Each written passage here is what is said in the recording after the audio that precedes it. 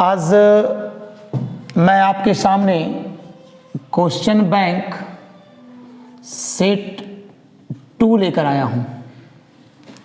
इसमें भी आज 10 क्वेश्चन हैं, 11 से लेकर 20 तक। सेट 1 में जैसा कि बताया गया कि सेट 1 में 1 से लेकर 10 तक था, आज 11 से लेकर 20 तक है।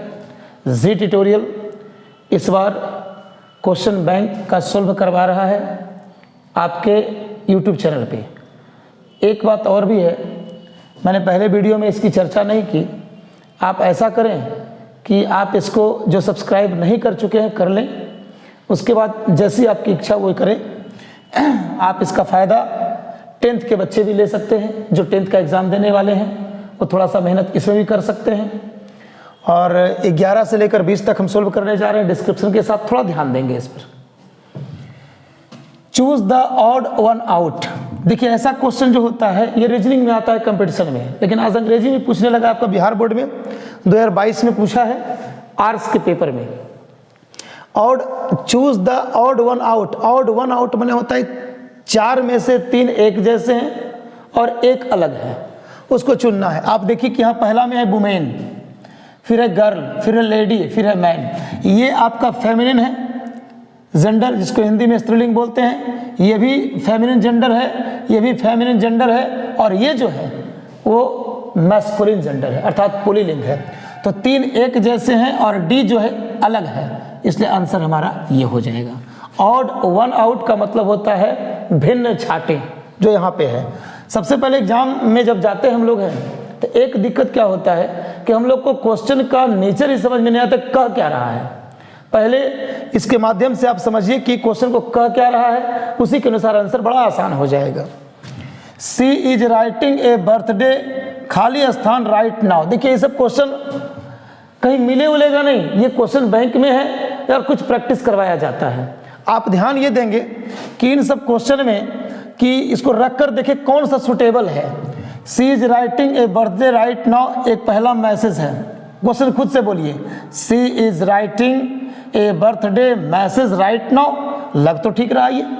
फिर है she is writing a birthday ticket, B रख देते हैं, टिकट राइट नाउ, नहीं टिकट तो नहीं समझ में आ रहा है। She is writing a birthday menu right now, birthday में मेन्यू क्या बनाना है भाई, वो तो भोजन का होता है, ये भी गलत है। She is writing a birthday map right now, map में तो नक्शा होता है, ये भी नहीं होगा। हमारे पास पहले से भी मैसेज आ रहा था और वही सही होगा। 13 नंबर क्वेश्चन में है डू यू खाली स्थान टी एट 5। मैंने बताया था कि डू, डज, डिड, इसके साथ हमेशा V1 का प्रयोग होता है। मेरे पास 4 ऑप्शन, एक हैज है, हैड है, आर है, हैव है।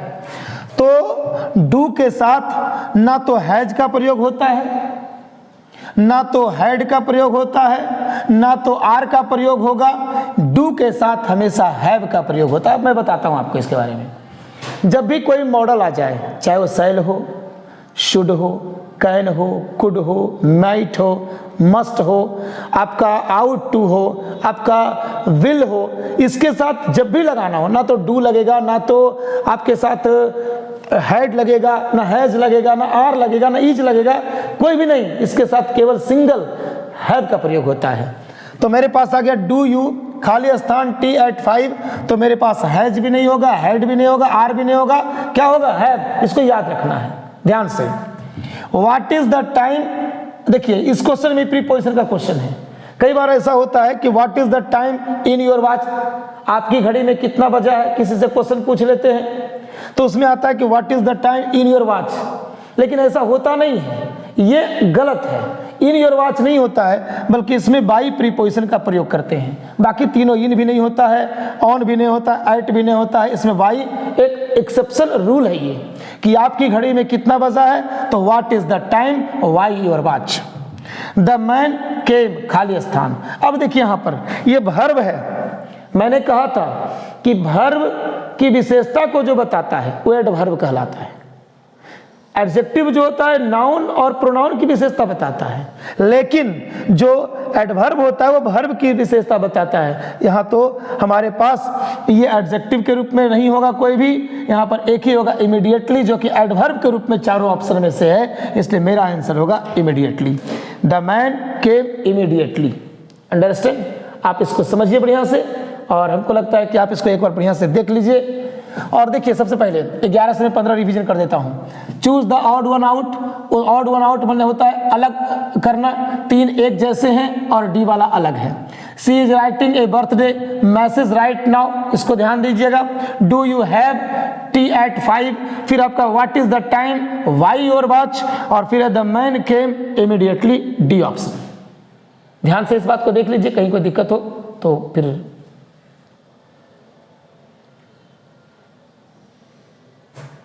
करें स्टार्ट। 16 नंबर, द प्यून, खाली स्थान, द बेल। समझिएगा इसको। देखिए, कभी कभी हम बार बार एक चीज चर्चा करते रहते हैं कि ऑप्शन को देखिए 4, ये बहुत इंपॉर्टेंट है आजकल हमारे लाइफ में। 4 ऑप्शंस में से 3 को छांटने का प्रयास कीजिए। ऐसा होता है कि केबीसी भी खेलते तो 50-50 आता है, तो यहाँ पर छाटिएगा इसको तो कहीं भी दिक्कत नहीं होगी। रिंगिंग, एड रिंगिंग, देखिए रिंगिंग है तो रिंगिंग के साथ तो कोई ऑक्सिलरी वर्ब होगा, चाहे इज हो, आर हो, वाज हो, वेयर हो, हैड बीन हो, हैज बीन हो, हैव बीन हो, विल बी हो, शैल बी हो, तब ना रिंगिंग होगा। लेकिन हाँ तो है नहीं, तो ये गलत हो गया। उसके बाद हैड रिंगिंग, आप जानते हैं कि हेड के साथ भित्री होता है, तो यार रिंगिंग कैसे हो जाएगा, ये भी गलत हो गया। Rings, the peon rings the bell, हाँ ये तो कुछ लग रहा है ठीक। आगे बढ़ते हैं। बिल रिंग्स, अगर बिल रिंग होगा, अगर यहाँ रिंग होता तो मान लेते कि सही हो सकता था, लेकिन चूंकि बिल के बाद V1 होता है, V5 का प्रयोग नहीं होता है, ये भी गलत हो गया। मेरे पास एक ऑप्शन बचा, rings. Choose the correctly spelled word. ध्यान ये देना इसमें है कि choose the correctly spelled word पहले भी आ चुका है कि इसमें से कौन सही है। नॉलेज सही है, या ये सही है, ये सही है, ये सही है। तो चारों ऑप्शन को जब हम देखते हैं तो KNOWLEDGE, नॉलेज माने ज्ञान होता है, और ऑप्शन नंबर 1 सही है। उसके बाद आता है 18, 60 पीपल, खाली स्थान, ए ह्यूज पार्टी।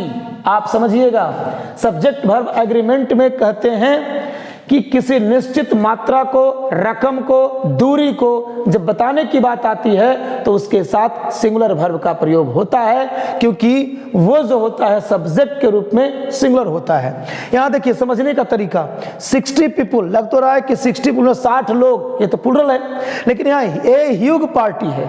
जब पूरे सेंटेंस पर नजर डालते हैं तो 60 पीपुल के साथ ए ह्यूज पार्टी लगा हुआ है, इसलिए इसका सिंगुलर होगा, और यहाँ पर मीन नहीं होगा। अगर इसको प्लूरल मानेंगे तो मीन होगा, लेकिन प्लूरल नहीं है, क्योंकि ए ह्यूज पार्टी है, तो इसका हो जाएगा मीन्स। और तो पूरा गलत, ही तो ऐसे भी गलत है, ही तो ऐसे भी गलत है। हम फंस रहे थे ए और बी में, लेकिन यहाँ पर ध्यान दिए ए ह्यूज पार्टी है, ये सम्मिलित रूप से एक को दर्शा रहा है, सिंगुलर को दर्शा रहा है, इसलिए यहाँ पर मीन्स होगा, V5 का प्रयोग होगा। नेक्स्ट 19 नंबर में है खाली स्थान, God bless her, optative sentence याद कीजिए। उसमें हमेशा उसका स्ट्रक्चर होता है may plus subject plus V1 plus object, और ये होता है हाँ। तो यहाँ पे ध्यान रखने वाली बात है कि यहाँ पर ये नहीं, बल्कि आपका ये साइन होगा, यहाँ पे साइन ऑफ एक्सक्लेमेशन। तो यहाँ पर क्या करना है कि खाली स्थान, गॉड ब्लेस हर। तो यहाँ पर हम लोग जानते हैं कि ऑप्टेटिव सेंटेंस में कर्स, ब्लेस, प्रे और विश आता है। उन सब जैसे वाक्य में हमेशा मे का प्रयोग होता है, न कि कैन का, न कि मस्ट का, न कि आउट का। ये तीनों का प्रयोग नहीं होता है, आप ये ध्यान रखेंगे। मे का प्रयोग होता है, इसको मॉडल वर्ब कहते हैं, मॉडल वर्ब में पढ़ने का है। साथ ही साथ जब सेंटेंस हम पढ़ाते हैं पहले 2 क्लास में, तो वहां पर बताते हैं कि इसका स्ट्रक्चर ऑप्टेटिव सेंटेंस का may plus subject plus V1 plus object होता है, और साइन ऑफ एक्सक्लेमेशन होता है। आज का लास्ट क्वेश्चन है द सिनोनिम ऑफ थिन।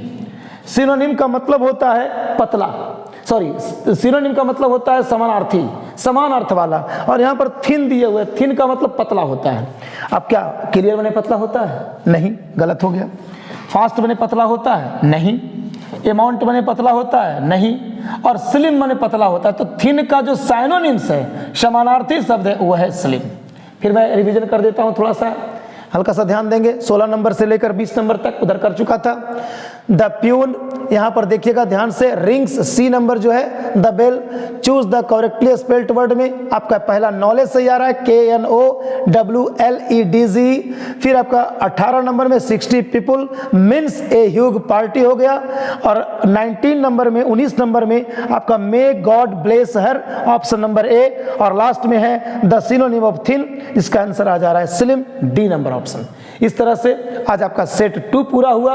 फिर मिलते हैं अगले सेट 3 में 21 से लेकर 30 तक के लिए। धन्यवाद। जी ट्यूटोरियल की ओर से मैं राधेश्याम आपके लिए ये लेकर आया था। धन्यवाद।